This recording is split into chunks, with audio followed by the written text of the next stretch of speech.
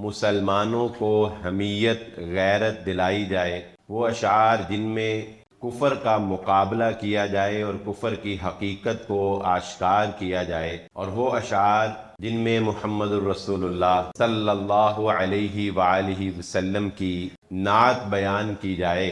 ان اشعار کو تو رسول اللہ صلی اللہ علیہ وآلہ وسلم نے حکماً حضرت حسان بن ثابت کو کہا کہ اشعار کہو، اللہ تعالی روح القدس سے تمہاری مدد فرمائے، جو آپ کے دل کو پراگندہ کر دے، جو آپ کے تخیلات کو اور آپ کے دماغ کو جو ہے وہ پراگندہ کر دے، ڈسٹرب کر دے، ایسی شاعری کی گنجائش نہیں۔ کتنے ہی دیندار بن جائیں، کتنے ہی نیکوکار بن جائیں، کتنے ہی سخی ہو جائیں، کتنے ہی با اخلاق ہو جائیں، اگر آپ کے پاس توحید کی نعمت نہیں ہے تو آپ کے پلے کچھ نہیں۔ میں نے اے میر سپاہ تیری سپاہ دیکھی ہے، قل ہو اللہ کی شمشیر سے خالی ہے یہ نیام، میں کھٹکتا ہوں دل یزداں میں کانٹے کی طرح، تو فقط اللہ اللہ اللہ۔ ہماری آج کی گفتگو کچھ دوستوں کی خواہش تھی کہ گاہے بگاہے یا ایک عرصہ بعد ایک آدھا جمعہ جو ہے وہ ہمارا علامہ اقبال رحمہ اللہ کے اشعار کے انتخاب کے ساتھ ہوتا ہے۔ تو 9 نومبر بھی گزرا ہے، تو اسی مناسبت سے اس ٹاپک کے اوپر کچھ بات کر لی جائے۔ بلا شبہ اشعار جو ہیں وہ بات کو مختصر اور جامع انداز میں پر اثر بنا کے پیش کر دیتے ہیں، اور ہمارا دین اشعار کی نہ صرف اجازت دیتا ہے بلکہ وہ اشعار جن میں مسلمانوں کو حمیت غیرت دلائی جائے، وہ اشعار جن میں کفر کا مقابلہ کیا جائے اور کفر کی حقیقت کو آشکار کیا جائے، اور وہ اشعار جن میں محمد الرسول اللہ صلی اللہ علیہ وآلہ وسلم کی نعت بیان کی جائے، ان اشعار کو تو رسول اللہ صلی اللہ علیہ وآلہ وسلم نے حکماً حضرت حسان بن ثابت کو کہا کہ اشعار کہو، اللہ تعالی روح القدس سے تمہاری مدد فرمائے۔ حضرت جبرائیل کو بھیج کر اللہ تعالیٰ تمہاری مدد فرمائے۔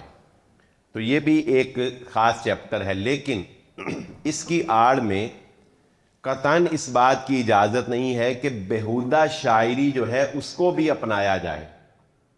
وہ شاعری جو عشق و محبت کی داستانوں پر مبنی ہے، اور آج کل جو نئی نئی شاعر آ رہے ہیں، اور حیرانگی یہ ہوتی ہے کہ ان کو پذیرائی جو مل رہی ہے ہماری نوجوان نسل کی طرف سے، ان میں 2 ہی چیزیں مقبول ہیں۔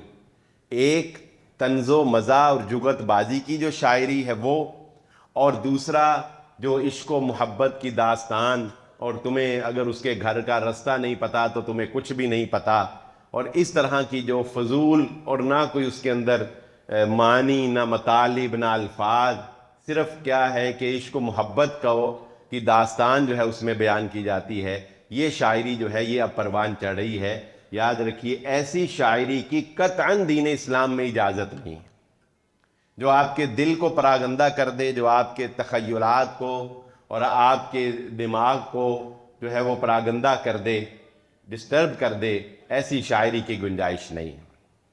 اقبال نے تقریباً دین کے ہر پہلو کے اوپر ہی بات کی ہے، لیکن ہم آج جہاں سے آغاز کریں گے وہ ہے دین کی بنیاد، دین کا ماخذ۔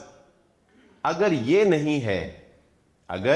نہیں ہے تو چاہے آپ کتنے ہی دیندار بن جائیں، کتنے ہی نیکوکار بن جائیں، کتنے ہی سخی ہو جائیں، کتنے ہی با اخلاق ہو جائیں، اگر آپ کے پاس توحید کی نعمت نہیں ہے تو آپ کے پلے کچھ نہیں ہے۔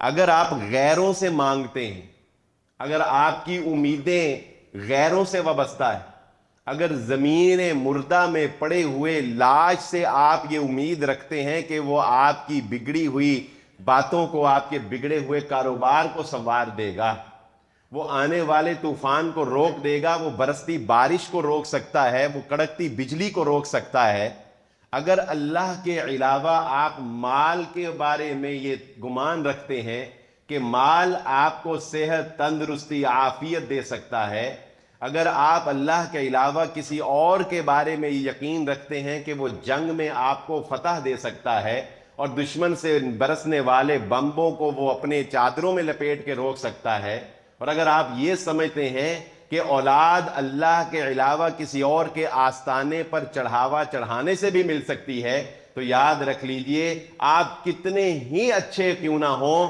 آپ توحید والے نہیں ہیں تو آپ کے پلے کچھ نہیں ہے۔ توحید کی موجودگی میں اگر انسان کی کمیاں اور کوتاہیاں ہیں تو اللہ تعالیٰ معاف کر دینے والا ہے، لیکن اگر انسان کے پاس توحید نہیں ہے تو اللہ تعالیٰ کہتے ہیں کہ میں نے یہ قانون بنا دیا کہ میں شرک معاف نہیں کروں گا، اس کے علاوہ جو چاہوں گا میں معاف کر دوں گا، جس کو چاہوں گا معاف کر دوں گا۔ اس کے علاوہ اگر آپ مشرک ہیں، شرک کرتے ہیں اللہ کے ساتھ، تو آپ کی تمام تر نیکیاں جو ہیں وہ ایک پلڑے میں اگر رکھ دی جائیں اور شرک جو ہے وہ ایک پلڑے میں رکھ دیا جائے تو ان ساری نیکیوں کی حیثیت ایک پرے کاہ کی بھی نہیں رہتی، وہ سارا کچھ جو ہے وہ ختم ہو جاتا ہے۔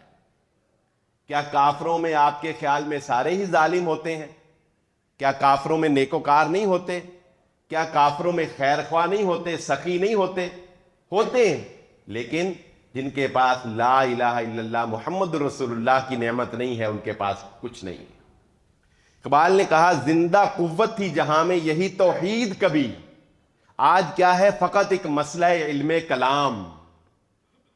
اقبال کیا کہتے ہیں کہ کسی ایک وقت تھا کہ جب مسلمانوں میں توحید کی بنیاد کے اوپر ہی مسلمان جو ہے وہ دنیا کے اوپر حکومت کرتے تھے، آج کیا ہے فقط ایک مسئلہ علم کلام۔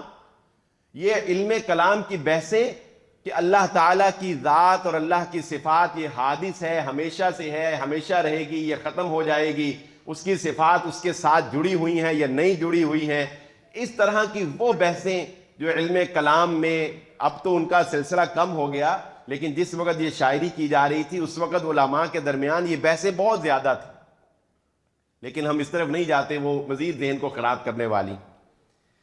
میں نے اے میر سپاہ تیری سپاہ دیکھی ہے، میں نے اے میر سپاہ تیری سپاہ دیکھی ہے، قل هو اللہ کی شمشیر سے خالی ہے یہ نیام۔ بال کیا کہہ رہا ہے بر صغیر کے لوگوں کو کہ میں نے تمہاری سپاہ دیکھی ہے، تمہاری شمشیر کام اس لیے نہیں کر رہی کہ تمہاری جو تلوار ہے وہ قل هو اللہ احد سے خالی ہو چکی ہے، تم تو اللہ کے علاوہ اوروں کے آستانوں پر، اوروں کے در پر جا جا کے چڑھاوے چڑھا رہے ہو، تمہارا کام کیسے بنے گا؟ اور پھر ایسی ایسی قصے اور کہانیاں، یعنی اللہ کے علاوہ بزرگوں کی طرف، بزرگوں کی غلامی میں لوگوں کو رکھنے کے لیے وہ کہانیاں اور قصے جو ہیں وہ بیان کیے جاتے ہیں جو ممکنات میں سے نہیں ہیں۔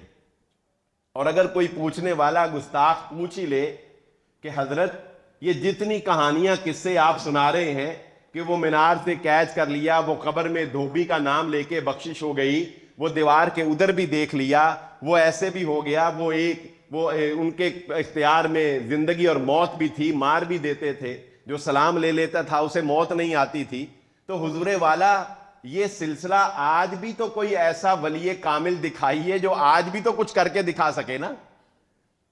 ساری باتیں پچھلی ہی صدیوں میں جو ہے وہ کر کے گزر گئے، کتب ابدال سارے، قلندر سارے، دنیا میں 2.5 قلندر ہوئے، دنیا میں پتہ آپ کو، دنیا میں 2.5 قلندر ہوئے، 2 مرد تھے اور ایک عورت تھی رابعہ بصری جو قلندر ہوئی، چنانچہ وہ پوری ایک انسان نہیں گنی گئی، تو کہتے ہیں کہ دنیا میں 3 نہیں بلکہ 2.5 قلندر ہوئے۔ ایک لال شہباز قلندر آخری سٹیج ہے تصوف، اور پھر اقبال نے اس کو بہت ہی زیادہ کنڈیم کیا ہے۔ وہ ابلیس کی مجلس شورا کا آخری شعر کہ اقبال کہتا ہے کہ مسلمانوں کو زوال پذیر رکھنے کا سب سے بہتر فارمولہ یہ ہے کہ ان کو اللہ سے توڑ کر غیر اللہ کے آستانے پر جھکا کے رکھو، مست رکھو ذکر و فکر صبح گاہی میں اسے، پختہ تر کر دو مزاج خانقاہی میں اسے۔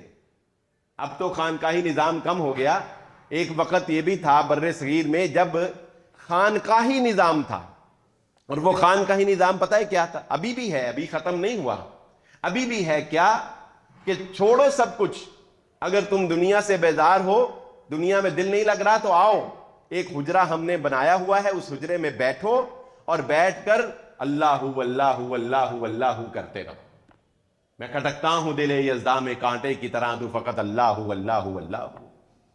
ایک دوست تھے، پہلے بریلوی تھے، معذرت یہ لفظ مجھے اب دہرانا پڑے گا بات سمجھانے کے لیے، تو پھر وہ اہل حدیث ہو گئے۔ وہ ایک دفعہ انہوں نے مجھے اپنا واقعہ سنایا، کہتے ہیں کہ ہمارے اندر ایک ایسا بھی ذکر ہے کہ ذکر کرتے ہوئے تخیلات میں ہم آسمانوں پہ پہنچ جاتے ہیں۔ تو وہ کہتے ہیں کہ ایک دفعہ ہم مسجد میں بیٹھے تھے، اس کا طریقہ یہ ہوتا ہے کہ لائٹیں بند کر دی جاتی، اور وہ کہتے ہیں کہ میرے ماموں ہی میرے پیر تھے، تو وہ اب کہہ رہے ہیں چلو جی اللہ، ایک خاص طریقے سے اللہ کرتے کرتے کرتے 5 منٹ بعد تخیلات میں کہنے لگے پہلا آسمان۔ ہم نے سوچا کہ ہم پہلے آسمان پہ پہنچ گئے، پھر تخیلات میں کہنے لگے دوسرا آسمان، وہ دوسرے آسمان پہ پہنچ، پھر پڑھتے پڑھتے اللہ اللہ کرتے ہوئے تیسرا آسمان۔ کہتے ساتھ ہی ایک آواز آئی، پاس ہی ایک بابا جی بیٹھے تھے، بابا کہنے لگے کھوتے ہو منو بھی لے جاؤ، میں تو اتنے ہی بیٹھا ہوں۔ وہ کہتے ہڑبڑی بچ گئی، لائٹ چلاؤ لائٹ چلاؤ، کنے کیا کنے کیا؟ کہتا وہ منو ہون سمجھ آئی، وہ بابا بھابی سی۔ کہتا ادو نہیں سانو سمجھ آئی کہ کیڑا گستاخ ساڈے چ بیٹھا ہے، کہتا ہن مجھے سمجھ آئی کہ وہ بابا بھابی تھی، وہی اتنے ہی بیٹھے سانو تیجے چوتھے آسمان تے پہنچاتا ہے۔ یہ کوئی توحید نہیں ہے، یہ ذکر و اذکار کا کوئی طریقہ نہیں، جو محمد الرسول اللہ صلی اللہ علیہ وآلہ وسلم نے دین سکھایا وہی دین۔ تو اقبال کہتا ہے قوم کیا چیز ہے، قوموں کی امامت کیا ہے؟ قوم کیا چیز ہے، قوموں کی امامت کیا ہے؟ قوم کو چلانا، قوم کا لیڈر بننا، قوم کے آگے لگنا، اس کو کیا سمجھے یہ بیچارے 2 رکعت کے امام۔ اقبال کہتا ہے کہ جن کو صرف یہ پتا ہے کہ دین صرف امامت کروا لینے کا نام ہے، صرف 2 رکعت نماز پڑھ لینے کا نام دین ہے، ان کو کیا پتا کہ دین قوموں کی امامت کرنے کا نام ہے، قوموں کو لیڈ کرنے کا نام ہے، دین پورا نظام حیات ہے۔ ہند میں حکمت دین کوئی کہاں سے سیکھے؟ ہند میں حکمت دین کوئی کہاں سے سیکھے؟ نہ کہیں لذت کردار، نہ افکار عمیق۔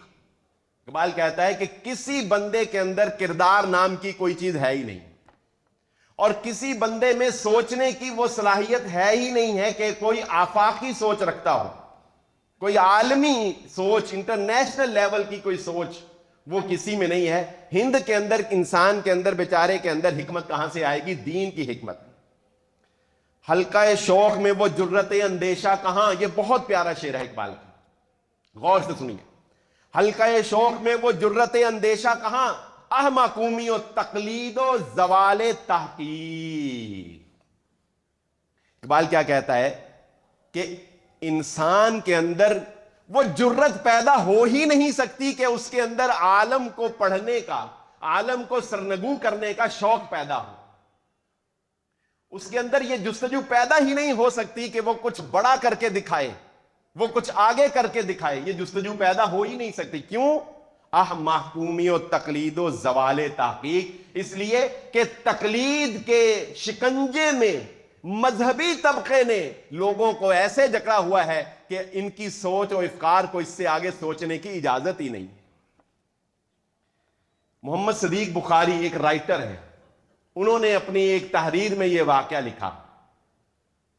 انہوں نے گو کہ یہ مذہبی طبقے پر بات جاتی ہے اور میرا تعلق بھی مذہبی طبقے سے ہے، لیکن کیا کریں، یہ حقائق ہے جن سے آنکھیں چرائی نہیں جا سکتی۔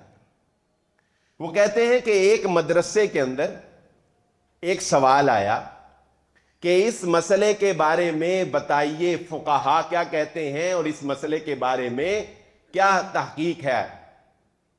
شاگرد نے لکھا کہ اس مسئلے کے بارے میں فلاں امام یہ کہتے ہیں، فلاں امام یہ کہتے ہیں۔ اگرچہ اس مسئلے کے بارے میں امام شافعی رحمہ اللہ تعالی کا یہ موقف ہے، لیکن نیچے اس بیچارے نے لکھ دیا میرا خیال ہے کہ یہ ساری باتیں غلط ہیں، اور یہ بات جو اس میں سمجھ آتی ہے قرآن و سنت کی روشنی میں یہ بات ٹھیک ہے۔ یہ میں نہیں کہہ رہا، یہ تحریر میرے پاس موجود ہے۔ وہ کہتے ہیں کہ اس استاد نے اس بچے کو فیل کر دیا۔ کس بات پر؟ اس بات پر کہ اس نے امام شافعی کے مقابلے میں اپنی بات کو پیش کرنے کی جرت اور جسارت کی ہے۔ اس نے یہ جرت کی کہ آج یہ کہہ رہا ہے کہ امام شافعی کو جو سمجھ آئی ہے وہ صحیح نہیں ہے، میرے خیال میں جو بات سمجھ آئی ہے وہ یہ ہے، لہذا یہ بچہ کل کو جا کے اپنی کوئی تحقیق جو ہے وہ کرنے کی کوشش کرے گا، اس کو فیل کر دیا گیا۔ کئی صدیوں کے بعد علامہ البانی نے یہ جرت کی اور لوگوں کے سامنے یہ بات رکھی کہ حدیث کی صحت اور ضعف کے اوپر جو متقدمین کام کر گئے وہ حرف آخر نہیں تھا، حدیث کو دوبارہ جانچ پڑتال کر کے اس کے اوپر دوبارہ تحقیق کی جا سکتی ہے۔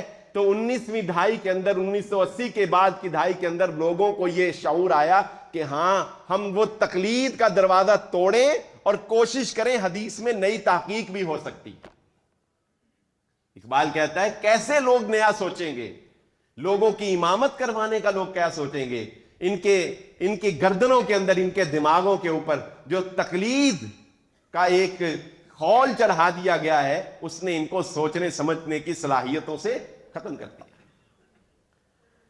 خود بدلتے نہیں قرآن کو بدل دیتے ہیں، ہوئے کس درجہ فقیہان حرم بے توفیق۔ خود نہیں بدلتے، لیکن اگر کوئی بات اپنی یا اپنے امام کی قرآن کے خلاف آ جائے یا حدیث کے خلاف آ جائے تو قرآن کی تعویل کر دیتے ہیں، حدیث کی تعویل کر دیتے ہیں، خود کو نہیں بدلتے، خود بدلتے نہیں۔ ان غلاموں کا یہ مسلک ہے کہ ناقص ہے کتاب کہ سکھاتی نہیں مومن کو غلامی کے طریق۔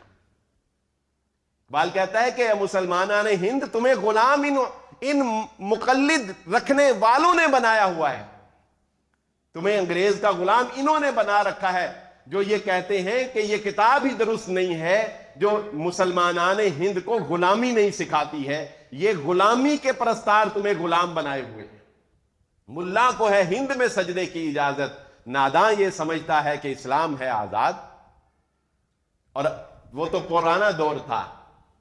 آج کے اس جدید دور کے اندر میں آپ کو اور آپ خود انٹرنیٹ کے اوپر علماء میں نام رکھنے والے لوگوں کو یہ کہتے ہوئے سنیں گے جو واضح طور پر یہ کہتے ہیں، آج بھی کہتے ہیں کہ قرآن مجید کو ترجمے کے ساتھ پڑھنا کسی انسان کے لیے جائز نہیں ہے، اگر کوئی ترجمے کے ساتھ قرآن کو پڑھتا ہے تو وہ گمراہ ہو جائے۔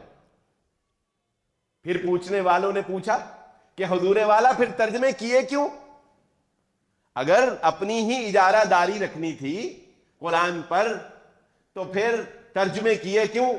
تو انہوں نے اس اشکال کا جواب بھی خود ہی دے دیا، کہا یہ ترجمے اس کے لیے کیے گئے ہیں جو مدرسے میں قرآن پڑھنے کے لیے آتا ہے تو اس کی آسانی کے لیے طالب علموں کے لیے ترجمے کیے گئے ہیں، عوام کو پڑھنے کے لیے قرآن کا ترجمہ نہیں کیا گیا۔ وہ کس قدر بے توفیق۔ یہ فکر جب آپ لوگوں کو دیں گے، جب آپ لوگوں کو یہ سکھائیں گے کہ بھئی نئی سوچ کی کوئی ضرورت نہیں۔ مذہبی طبقے نے لوگوں کو اس کا غلام بنایا اور دنیا دار لوگوں نے فرنگ کا غلام بنایا۔ دنیا دار لوگوں نے کیا کہا کہ تحقیق وہی جو فرنگی نے کر دی، ریل پٹری وہی جو فرنگی بنا گیا، اس سے بڑی اور اچھی تم نہیں بنا سکتے۔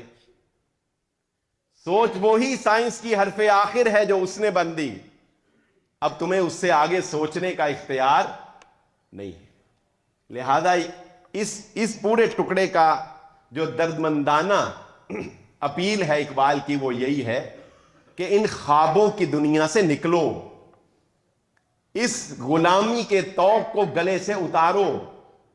یہ خواب کوئی دین نہیں ہے، اور ایسے ایسے معروف اور معتبر لوگ ایسے ایسے خواب بیان کرتے ہیں کہ جن کا ہونا ممکن ہی نہیں ہے۔ ایک آدمی یہ کہے کہ میں فلاں نے خواب دیکھا اور اس لیے دیکھا کہ وہ دن میں 1,00,000 مرتبہ درود شریف پڑھتا ہے۔ اب آپ مجھے بتائیے، تھوڑی سی سینس سے کام لیں، تھوڑی سی عقل سے کام لیں، کیا 1,00,000 مرتبہ دن میں درود شریف پڑھنا ممکن ہے؟ سب سے چھوٹا درود صلی اللہ علیہ وآلہ وسلم ہے، سب سے چھوٹا درود یہ ہے۔ ایک دن میں 1,00,000 سیکنڈ نہیں ہوتے، 86,000 اور کچھ سیکنڈ ہوتے ہیں ایک دن میں، 24 گھنٹوں میں۔ تو آپ اگر ایک بندہ 1 سیکنڈ میں بھی ایک درود پڑھے نا، 1 سیکنڈ میں بھی، تو وہ بھی 1,00,000 نہیں بنتا۔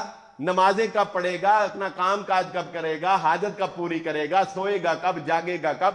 اور کوئی بندہ یہ کہہ دے کہ اس بندے نے 1,00,000 مرتبہ روزانہ درود پڑھتا ہے اور اس نے نبی صلی اللہ علیہ وسلم کو خواب میں دیکھا، تو بات وہ کرے انسان جو عقل تو کم از کم مانتی ہو۔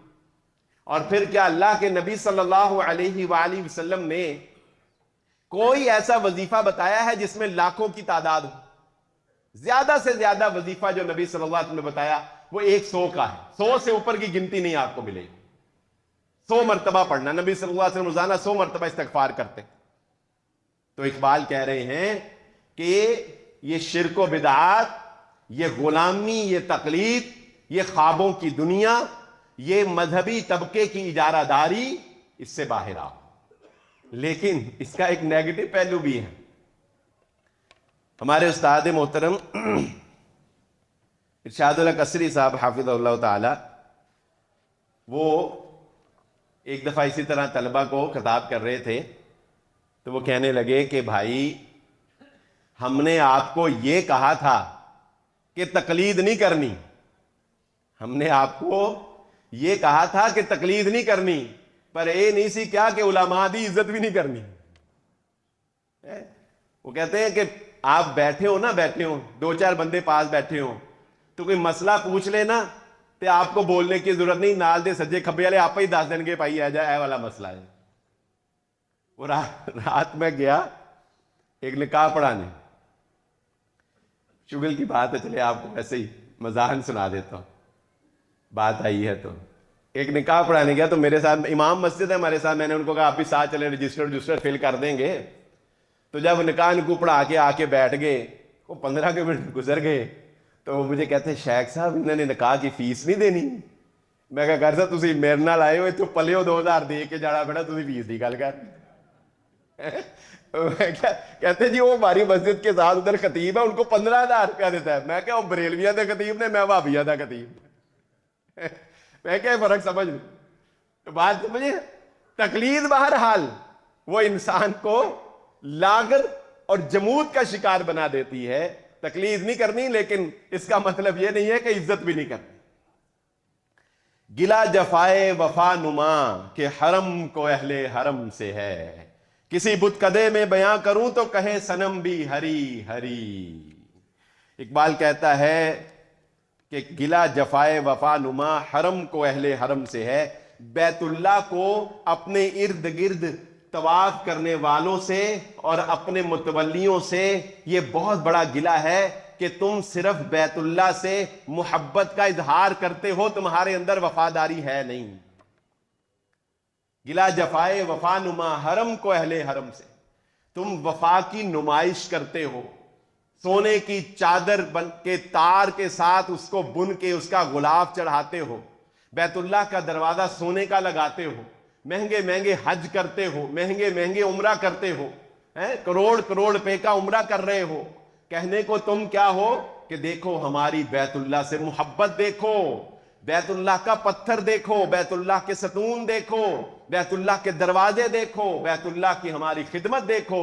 اقبال کہتا ہے حرم تم سے یہ کہتا ہے تم صرف وفا کی نمائش کرتے ہو، وفادار نہیں ہو۔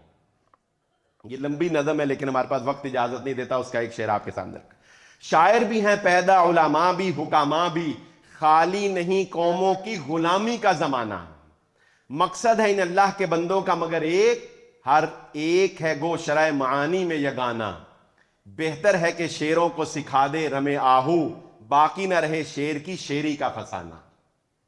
اقبال کہتا ہے کہ غلامی میں نا ایسے نہیں ہوتا کہ شاعر نہ پیدا ہوں اور ڈاکٹر نہ پیدا ہوں، علماء نہ پیدا ہوں، انجینئر نہ پیدا ہوں۔ اقبال کہتا ہے ہوتا ہے، جب بندہ غلام ہوتا ہے نا، یعنی کوئی قوم غلام ہوتی ہے، اس میں شاعر، ڈاکٹر، انجینئر، سائنسدان، آئی ٹی کے ماہر، سافٹ ویئر انجینئر سارے پیدا ہوتے ہیں، لیکن ہوتا پتہ کیا ہے کہ ان کے جو پڑھانے والے اور ان کو جو کمانڈ کرنے والے ہیں نا، وہ ان کو یہ درس دیتے ہیں، بہتر ہے کہ شیروں کو سکھا دیں رمے آہو۔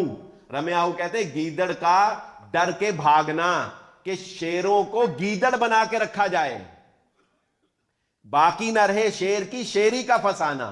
یہ کبھی سوچ ہی نہ سکیں کہ ہم میں بھی کوئی شیر والی جرت اور ہمت اور حمیت آ سکتی ہے، ہم بھی کچھ کر سکتے ہیں۔ نہیں نہیں نہیں، صرف فن کے ماہر ہوں گے، عقل و سوچ کے غلام کرتے ہیں غلامی کو، غلاموں کو غلامی پہ رضامند، تعویل مسائل کو بناتے ہیں بہانہ۔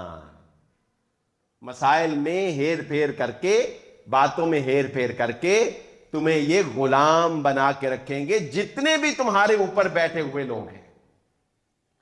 اللہ کرے تجھ کو عطا فقر کی تلوار، یہ بہت زور دیا اقبال نے دو چیزوں کے اوپر، ایک خودی کے اوپر اور دوسرا فقر کے اوپر۔ اور جب اقبال فقر کی بات کرتے ہیں تو یہ بات ذہن نشین رکھیے گا کہ وہ خودداری اور درویشی کی بات کرتے ہیں جو صحابہ اکرام نے کر کے دکھائی تھی۔ اللہ کرے تجھ کو عطا فقر کی تلوار، قبضے میں یہ تلوار بھی آ جائے تو مومن، یا خالد جانباز ہے یا حیدر کرار۔ اس نے کہا کہ اگر تمہارے پاس فقر کی تلوار آ جائے نا، اور وہ فقر کی تلوار کیا ہے کہ درویشی اور سادگی میں جہاد کرنا، بھوکے پیٹ لڑنا، اونچے اونچے محلات، میں تجھ کو بتاؤں کہ تقدیر امم کیا ہے، شمشیر و سنا اول توس و رباب آ کر۔ آج ہم روتے ہیں کہ اسرائیل فلسطین کے اوپر جو ظلم ڈھا رہا ہے، اس ظلم کی انتہا جانتے ہیں کیا ہے؟ اس ظلم کی انتہا یہ ہے کہ جس طرح سے اسرائیل نے فلسطین کے اوپر، غزہ کی پٹی کے اوپر بمبارمنٹ کی ہے، ان کے رپورٹ کے مطابق ہر 10 منٹ بعد ایک بچہ مرا ہے، ہر 10 منٹ میں ایک موت ہوئی ہے غزہ کے اندر۔ اور ہم یہ بات صرف ویڈیو میں ہی جانتے ہیں اور پڑھتے ہیں کہ اسرائیل کا ایک میٹرک پاس بچہ بھی فوجی بن کے نکلتا ہے۔ یہ مسلمانوں کا شیوا اور مسلمانوں کا شعار تھا، ہر حال میں تلوار چلانا سیکھنا، ہر حال میں جہاد کی ٹریننگ لینا، ہر حال میں فوجی بننے کی صلاحیت رکھنا، یہ مسلمانوں کا شعار تھا۔ اقبال کہتا ہے کہ تیرے ہاتھ میں کاش تلوار بھی ہو، یعنی تجھے تلوار چلانی بھی آتی ہو اور تجھے درویشی میں گزارا کرنا بھی آتا ہو، تیرے دل میں وہ شوق ہے، وہ محبت دنیا، وہ حب دنیا وہ تیرے اندر نہ ہو۔ کسے نہیں ہے تمنائے سروری لیکن، کسے نہیں ہے تمنائے سروری لیکن، کون نہیں چاہتا بادشاہ بننا؟ مجھے بتائیں، کون نہیں چاہتا وزیر اعظم بننا؟ کون نہیں چاہتا لیڈر بننا، ایم این اے، ایم پی ایک بننا؟ کتنے ترلے لیتے ہیں لوگ، کون نہیں چاہتا کہ اسے حاکمیت ملے، اسے سرداری ملے؟ کسے نہیں ہے تمنائے سروری لیکن، خودی کی موت ہو جس میں وہ سروری کیا ہے، جس میں اپنا ضمیر بیچنا پڑے، جس میں اپنی آواز بیچنی پڑے، جس میں اپنی خودی کا خاتمہ کرنا پڑے، جس میں اپنی توحید تک بیچنی پڑے۔ کیا اس سرداری کی خاطر لوگ غیر اللہ کے آستانوں پہ جاتے ہیں کہ نہیں جاتے؟ اور اس کو مجبوری کا نام دیتے ہیں کہ مجبوری ہے، کیا کریں، ووٹ لینے۔ اس کا بھی آگے اقبال نے جواب دے دیا۔ کہتا تھا عزازیل خداوندان جہاں سے، عزازیل یہ ابلیس یعنی شیطان کا پہلا نام ہے، عزازیل شیطان کا سب سے پہلا نام ہے۔ کہتا تھا عزازیل خداوندان جہاں سے، شیطان اللہ سے کہتا ہے، پر کالہ آتش ہوئی آدم کی کف خاک، اے اللہ مجھے تو نے آگ سے پیدا کیا اور انسان کو مٹی سے پیدا کیا، لیکن دیکھ اس وقت میں نے اس کو سجدہ کرنے سے انکار کیا تھا، تجھے یہ کہتے ہوئے کہ یہ مٹی سے اور میں آگ سے، اور اس وقت میں نے چیلنج کیا تھا، تو آج اس چیلنج کا نتیجہ دیکھ کہ اس کفے خاک کو میں نے آتش بنا دیا ہے، یہ آگ کی طرح جلا رہا ہے، یہ آگ کی طرح انسانوں کو تباہ کر رہا ہے۔ یہ کفے خاک، ایک مٹھی بھر مٹی، آج یہ آگ برساتی ہوئی نظر آ رہی ہے۔ تو بس دیکھیے کہ کیا انسان آگ برسا رہا ہے کہ نہیں برسا رہا؟ ہماری زبانیں آگ برسا رہی ہیں، عالمی سطح پر انسان آگ برسا رہا ہے۔ میں نے دیکھ لے گے تماشا چرک و غرب، میں نے گرما دیا جب اقوام یورپ کا لہو، گرما دیا نا اس نے یورپ کا لہو۔ جنگ عظیم ہوئی، first world war, second world war, اور اب مشرق وسطی، مڈل ایسٹ کے اندر۔ تجھ کو نہیں معلوم کہ حوران بہشتی، تجھ کو نہیں معلوم کہ حوران بہشتی، یعنی شیطان اللہ سے کہہ رہا ہے اللہ آپ کو پتا ہے کہ جنت کی جو حوریں ہیں نا، ویرانی جنت کے تصور سے ہیں غمناک۔ جنت کی حوریں پریشان ہیں کہ جنت ویران ہو رہی ہے۔ جمہور کے ابلیس ہیں ارباب سیاست۔ یہاں مجھے امید ہے کہ کوئی بھائی نہیں بیٹھے ہوں گے ایسے، لیکن سیاسی شغف تو بہرحال میرا آپ کا سب کا ہے کسی کے ساتھ۔ تو اقبال کیا کہتے ہیں؟ جمہور کے ابلیس، جمہور کے ابلیس یعنی سیاست کے شیطان، آسان الفاظ میں جمہور کے ابلیس ہیں، سیاست کے شیطان ہیں، ارباب سیاست، سیاست کے بڑے۔ باقی نہیں اب میری ضرورت ہے افلاک، ان کے ہوتے ہوئے آسمان کے نیچے میری کوئی ضرورت نہیں ہے، میرا کام یہ خود ہی کر دیں گے۔ اور ایسا ہوتا ہوا آپ دیکھ رہے ہیں۔ یہ آخری نظم سنتے ہیں۔ یہ نظم اقبال کی اپنی ذات سے تعلق رکھتی ہے، لیکن کیا کمال، اللہ سے اس کی جو ایک محبت تھی، ایک دل کے اندر جو اس کی ایک طلب تھی، ایک لگاؤ جو تھا اس کو اللہ کے ساتھ، اس کو اس نے اس نظم کے اندر بیان کیا۔ کبھی یہ حقیقت منتظر نظر آ لباس مجاز میں، کہ ہزاروں سجدے تڑپ رہے ہیں میری جبین نیاز میں۔ کہتا ہے اللہ کبھی تو مجھے نظر آ جائے نا، تو تجھے پتہ لگے کہ اس جبین نیاز میں ہزاروں سجدے تجھے تڑپ رہے ہیں۔ کبھی یہ حقیقت منتظر نظر آ لباس، تو چھپا ہوا ہے، نظر نہیں آتا۔ کبھی یہ حقیقت منتظر نظر آ لباس مجاز میں، کہ ہزاروں سجدے تڑپ رہے ہیں جبین نیاز۔ تو پھر اس انسان کو مخاطب، مجھے آپ کو مخاطب ہو کے کہتا ہے تو بچا بچا کے نہ رکھ اسے، تیرا آئینہ ہے وہ آئینہ۔ تو بچا بچا کے نہ رکھ اسے، کہ تیرا آئینہ ہے وہ آئینہ، کہ شکستہ ہو تو عزیز تر ہے نگاہ آئینہ ساز میں۔